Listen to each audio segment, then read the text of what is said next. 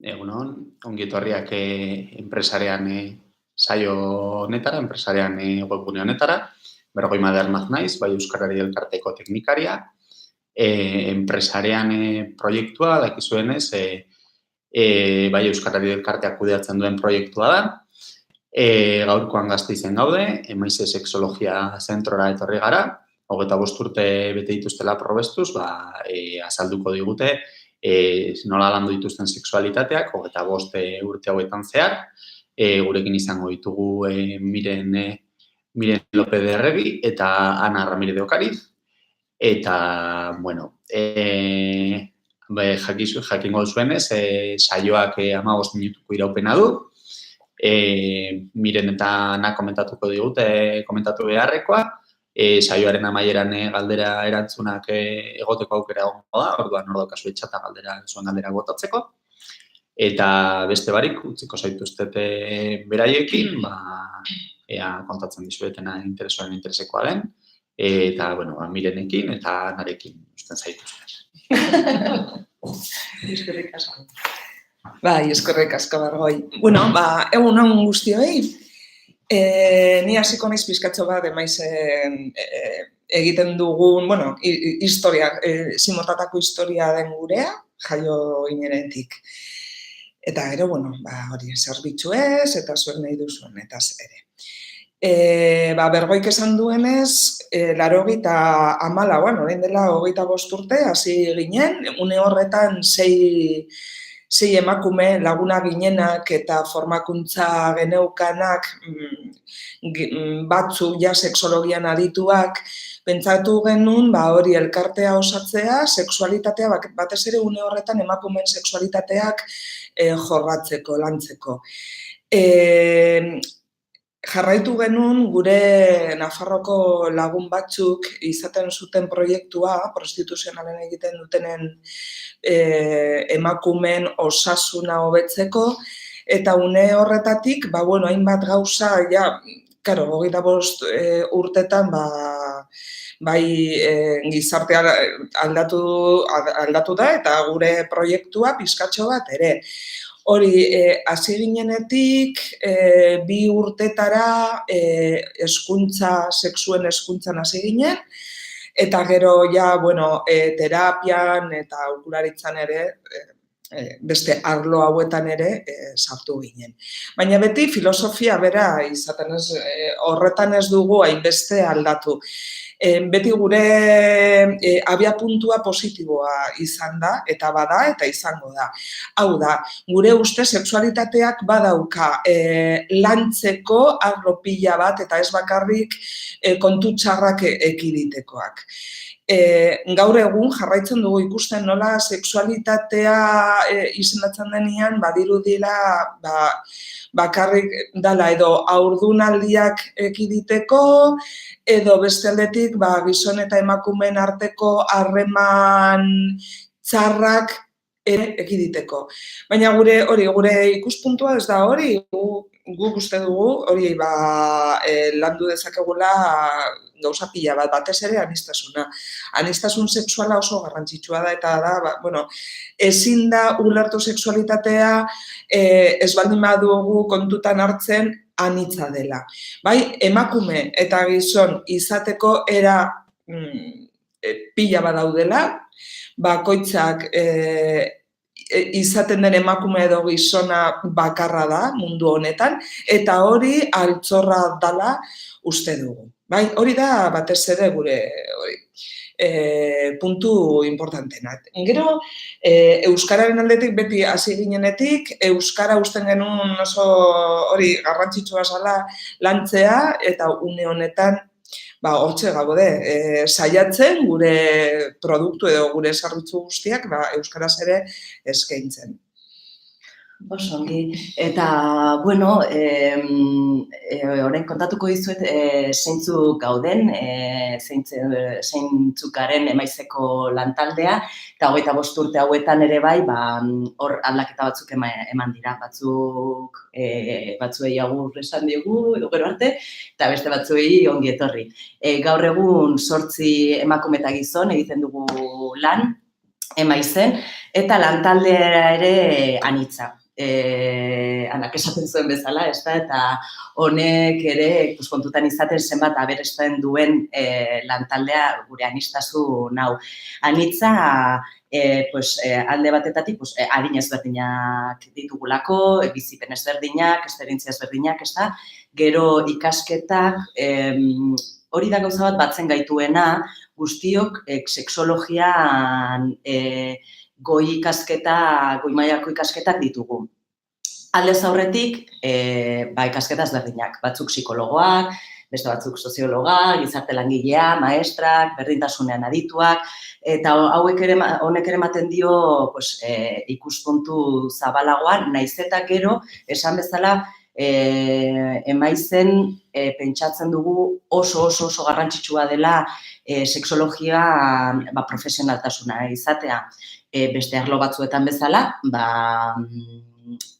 kalitatezko zerbitzua emateko garrantzitsua delako profesionala izatea. Sexualitatearekin gertatzen da, guztiok daukagunez, guztiok ez, badirudi borondate oso honez, gehienetan, gauza asko egin daitezkela.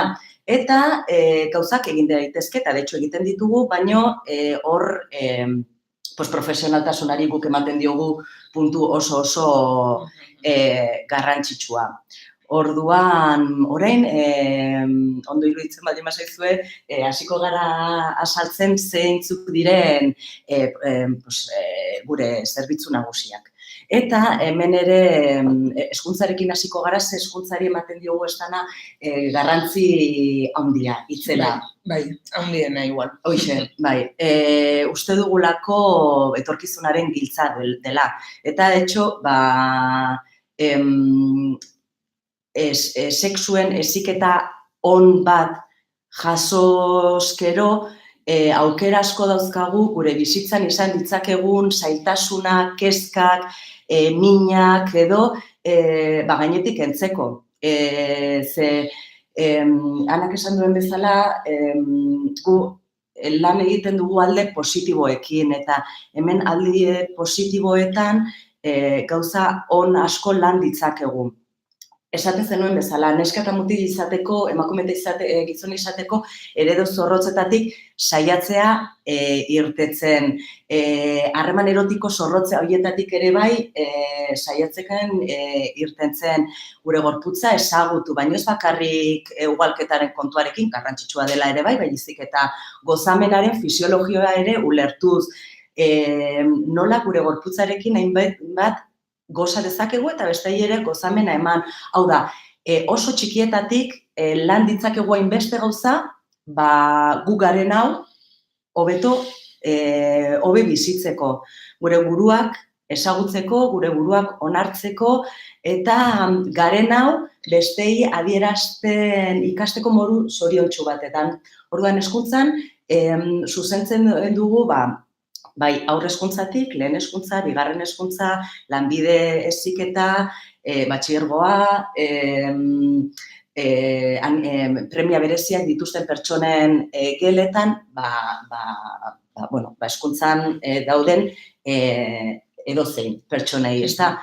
Ikastetxeetatik askotan deitzen gaituzte, marroi bat dagoenean, larrialdi bat pasatu denean, eta, karo, agobiatuta daudenean. Nizardakit, norbait nahi izan ez duenean, aurkun gelditu dela. Edo komunean ume txiki batzuk ikusi dituztela, egoera pornotik probablemente ateratako egoera bat errepikatzen, edo emakume edo neska eta mutilen baten artean harremanak desegokiak direnean. Momentu horietan gauza lan egin dezakegu eta gauza on asko egin daitezke, baina gure ideia da sexualitatea balore bat dela eta landu dezakegun gauza bat dela gure bizitza hobeagoa izateko.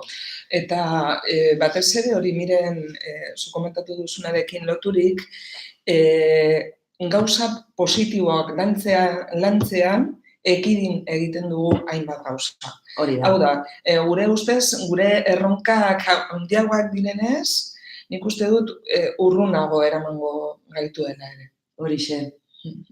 Ze, klaro, norbaitek ikasten duenean zerbait ekiditen, ez du esan nahi bestea lortuko duenik, baina bestaldetik, bai. Orduan, hemen ere bai, ikasleekin oso garrantzitsu iruditzen zaigu lan egitea, baina ez bakarrik ikasleekin, familiekin, irakasleekin, guztiok, irizpide berdinak eramaten baldin baditugu, efektiboak izango gara, hobe egingo dugu lan. Bakoitzak gure lekutik, ze argi eta garbi familian egiten duguna, edo ikastetxean egiten duguna, edo gu sexologo moduan egiten duguna, ez da gauza bera, baizik eta batzen dugu. Eta horregatik ere bai, ikastetxeekin lan egiten dugunean, beti ikuspegi hau isladatzen diogu, eta gero bakoitzaren errealitatera ere bai, eta beharretara eta egokitzen gara. Eta honekin lotuta, prestakuntzan gauza antzekoa. Elkarteekin, unibertsitateekin, erakunde ezberdinekin lan egiten dugu. Eta hemen ere, gizarte anitza da, pertsonak anitzak gara. Eta aniztasun horretara heltzen saiatzen gara. Ni zer dakit, osasun mentalan lan egiten duten pertsonekin, edo pertsona migranteekin, edo hainbat gauzekin, ezta? Orduan, prestakuntzan ere bai, garrantzitsuak pertsonekin lan egiten dugun pertsonok, artea tarte bat hausnarketa egiteko nola bizi dugun sexualitatea, nola ulertzen dugun zeintzuk diren gure baloreak, ze jarrera dauzkagun, orduan prestakuntzan ere saiatzen gara gure hasia ere jartzen. Horregatik, ez dugu komentatu, baina gure lan esparruak bai alde batek bai dira esparru intimoetan eta bai publikoan. Horregatik igual hezkuntzan edo prestakuntzaren bidez, ailegatzen gara jendeak erakusten duenera. Baina gero aholkularitzan eta terapian bagoaz edo ailegatzen gara esparru intimoenetara. Eta orduan, aholkularitzan hori da gure lana batez ere da laguntzea, de acompañar, bai, ez de ayuda. Gure zerbitzuak eskaintzen dutenen ondoan izatea, haiek egoera korapilatsu horietatik ateratzeko. Gure asmoa, bakoitzak daukan tresnak haunditzea. Horixe, nik uste dut hori, diot, guk ez garela joaten esaten, zuk, nik badakit zer behar duzunzuk, ez. Beti, gure ikuspuntu, gure abiapuntua da, hori bakoitzak daukana, ez, daukaguna. Aholkularitzan ere, begira, arlo honetan, gaztentzako sexualitatea aholkularitza kudeatzen dugu orain dela 22 urtetatik. Eta terapian ere, arlo intimoa da, baina ja denbora doanez, bai komentatu nahi dudala sexualitate digitalak ikastaroan zeren Emaitze 3.0 badaukagu erronka izugarriak. Badakigu komunikatzeko teknologia berrietan hainbat, berriak ez dira, teknologia digitaletan ematen diren errealitate berriak hartatu egin behar ditugula. Horregatik, hori formakuntza onlineen egitea, polita, nik uste dut ezinbestekoa dela gaur egun lantzea horretan. Eta begira zelako txapa bota dugu, ezta? Hori gure aldetik, hori da guztia.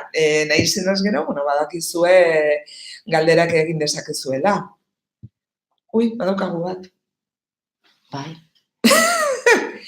Kaixo, nori zuzenduta dago formakuntza hori. Azkena, Emaitze 3.0 formakuntza, batez ere eragilei, hau da, eragileak, nor ez da eragile, ez da. Gazteekin lan egiten dutenentzat, nire ustez oso garrantzitsua bada, zeren gaur egun gaztetxo guztiek badute haien poltsikoan tresna berri hauek, eta berriak ez direla. Telefono Android bat, smartphone, bale. Eskerrik asko. Aditu. Gustuko ematen, Gure lankideak, bai, baino beto eramaten duela kontu hau. Eta orduan sexualitate digitalak ikastaro honetan, bueno, gazteleraz da hori bai, hau da gure 3. Ikastaroa, bai, 3. edizioan, eta hori batez ere parte hartzen dutenek eragileak dira. Gazteekin edo umeekin egiten. Inkluso familiakoak esan nahi dute, nire familian hori umea baldin badaukat, alaba edo seme bat baldin badaukat, familiakoak ere bai parte hartu izan dute. Azkenean, ume eta gazteekin gaudenok saiatzeko laguntzen, neste lagundu de beraiekin alboan egon, alik eta hoberen eramateko ere tresna zoragarri hau dela, baina batzuetan ere, lio batzuetan sar gaitezkela. Eta planteatu dugu hori online egitea, azken urte hauetan ikusten genuelako, bai irakaslek, bai gurasok, arazo edo zailtasun pila bat azukatela zuzenein ikastaro batera joaten. Bai. Eta orduan esan genuen, bueno, bide hau alde batetik da esparru bat, formakuntza egiteko izugarria, egia esan da, aurreko ikastaroetan, bueno, gauza asko atera direla, asko ikasi dela, baina ez da, Beste galdera badaukagu, Ana. Sexologia euskeraz lantzeko ikasmaterialek duzue? Bai. Jo, ez dugu ekarri, bueno, begira, gure ustez eta esan dugun bezala eremu intimoa landu egin behar da, baina publikoa oso garrantzitsua badala ere, zeren edabideen bidez, ailegatzen diren ideiak edo sexualitateari buruzko irudiak oso itxita da, oso estua. Orduan, 2010an argitaratu genuen Ereinen sexualitatean zirikatuz liburua, euskaraz dagoena, eta, bueno, nik uste dut nahiko... Bai, aldizkaria, xirika aldizkarian idatzitako artikuluak ziren, orduan bilduma bat da, hortaz, historio motzak dira eta esitzaileak, interesgarri izan daitekela. Eta gero beste aldetik, eta, bueno, hau garrantzitsua bada, bueno, transexualitatea egoeran dauden eskamutikoen familiekin lan itzela egiten dugu. Bueno, Krisalis Euskal Herria elkartea zena eta gaur nahi zen elkartea denarekin, asko lantzen dugunez. Bueno, hau, orain kontatuko dudana lehenagokoa da. Orain dela 4 urte argitaratu genuen transexualitatean zegoen ume baten amarekin eta ipuina argitaratu genuen, Bellaterra argitaletxean, izenburua Ni Nerea Naiz. Eta hor kontatzen dana ipuina, hau zuzenduta dago umeentzat. Umeek, haiek, ulertzeko, beraien geletan edo errealitate hau existitzen dela hurbiltzeko. Bai. Eta oso polita, oso ilustrazioak ez dugu ekarri ona, baina egia esan da, parte hartu du gure ilustratzailea den lagun bat, Angel, eta oso polita da.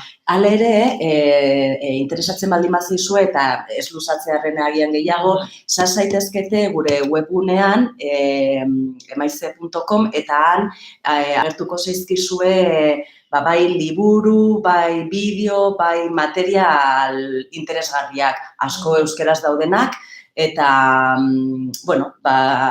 horrela bakoitzak irakurtzeko edo besteekin lantzeko, interesgarriak dien zuretzat. Eta, onaino. Jazta. Orain bukatzen dugu, eskerrik asko aukera hau emateagatik eta aurreko arte. Agur.